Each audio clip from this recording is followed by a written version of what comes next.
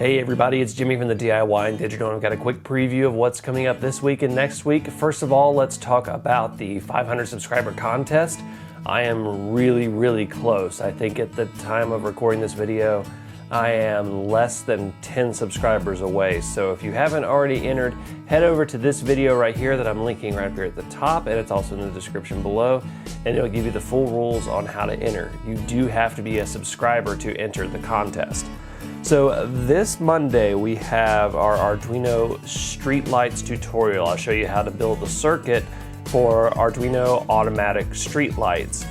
And then next week I'm doing something pretty cool that I haven't done with previous Arduino tutorials. I'm showing how I install the Arduino Streetlight circuit onto my layout. Now that's not a full-blown tutorial, it's just kind of a walkthrough of how I install the circuit. So you can do it differently, but it gives you a basic idea of how to do that.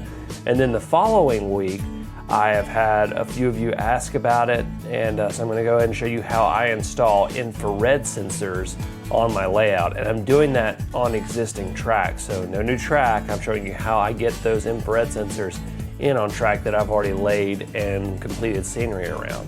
So that's a little preview of what I have going on. Make sure that you subscribe so that you're entered in that 500 subscriber contest, and head to that video to get the rules.